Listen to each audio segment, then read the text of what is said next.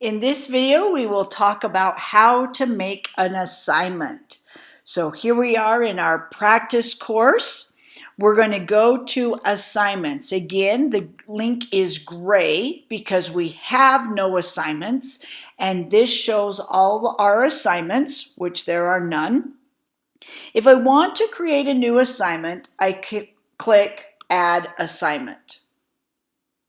And this takes me to the assignment creation page. If you have noticed, this page looks awfully lot like our Pages page. We could edit content right here, and we can have students read through instructions. We can insert tables, we can insert links, we can do anything that we want right here in the content area. And we've already gone through all of these options in the Pages video.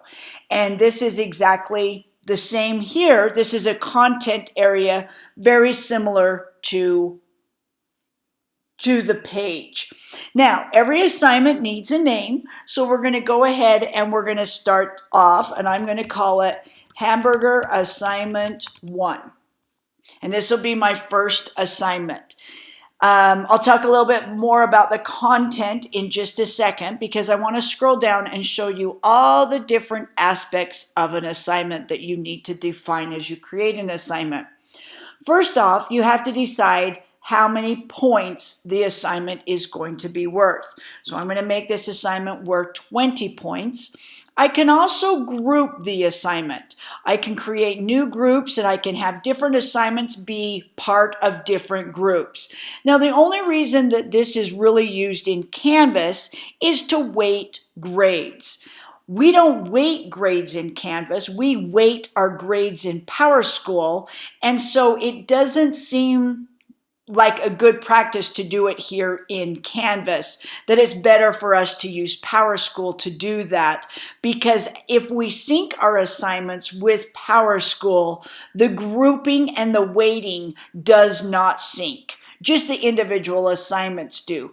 And so it's probably not worth your time to weight them in Canvas and then re-weight them in PowerSchool.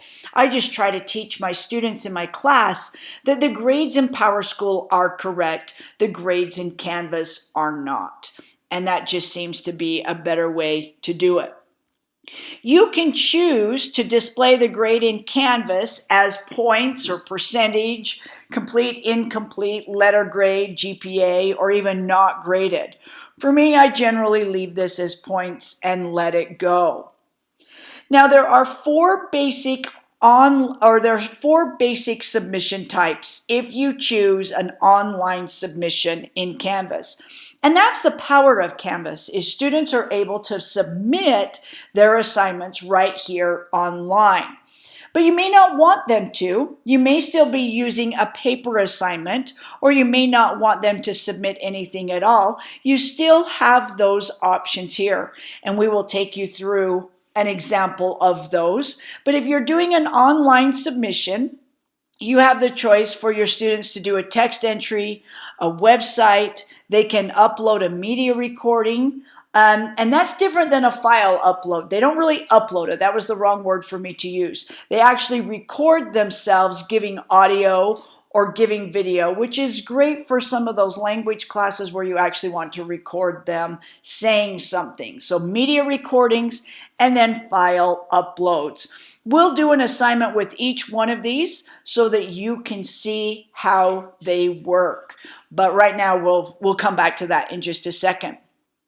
You can define a group assignment and you can assign an assignment as to be peer-reviewed.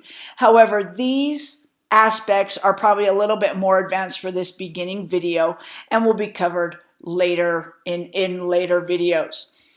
Sync to SIS. This is probably the one that we need to spend a little bit more time here.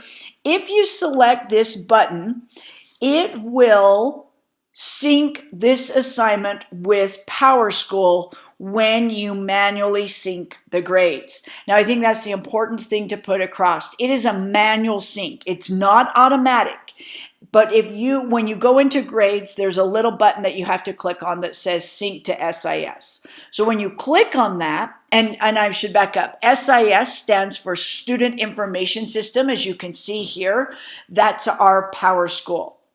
This is how Canvas and the PowerSchool integration work.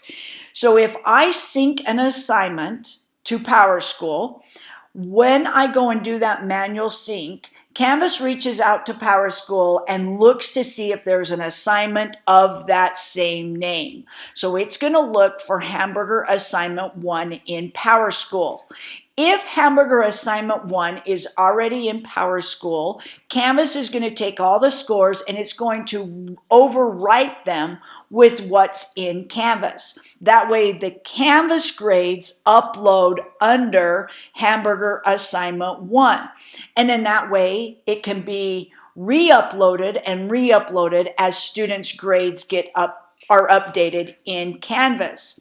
However, you need to understand that if you have created that assignment in PowerSchool and you have changed a student's grade in PowerSchool but haven't changed it in Canvas, when you go back and resync that grade, it will override the grade that's in PowerSchool if you haven't changed it in Canvas. And so those are things just to be aware of. There's not a right or a wrong way to do this. It's just more of, do you want the grades to be in Canvas and PowerSchool or just in PowerSchool? And if they're just in PowerSchool, you would just unsync this and then, uncheck this. They wouldn't sync, and then you would have to manually enter the grades into PowerSchool, which truly isn't that big of a deal. I've done a couple of things. What I will do is, just on a personal note, I will sync to SIS the first time I do it. And then when I go and I regrade things, I will uncheck this so it doesn't sync afterwards. So I do the initial sync by checking this, and then I grade everything in Canvas, and then I sync them. And then I come back, edit the assignment, uncheck this. So then if I grade it later, I just have to change it in PowerSchool and I don't have to worry about screwing up a student's grade. Not saying that I haven't screwed up a grade before and had to go in and fix it.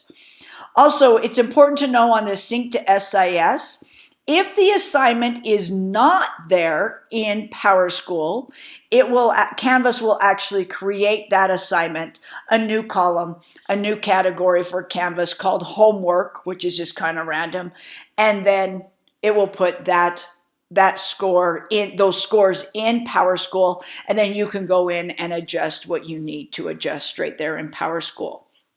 All right, so hopefully that gives you a good overview of syncing. And then there's moderated grading, which we definitely will not be covering in this video, in this beginning video. The last thing that we need to look at is who this is assigned to.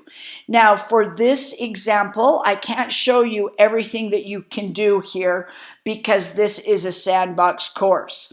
But if this were a real course and you taught multiple sections of the course in the same trimester, like my first hour, my third hour, my fourth hour were the same class, all 4 of those sections would be listed here.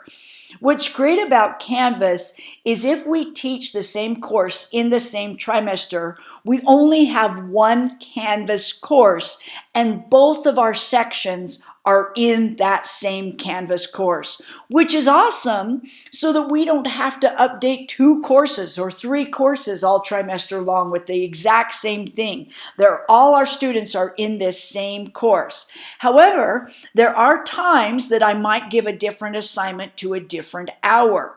And right here, if I select here, it will show me my different Canvas sections, and I can choose which one this is assigned to.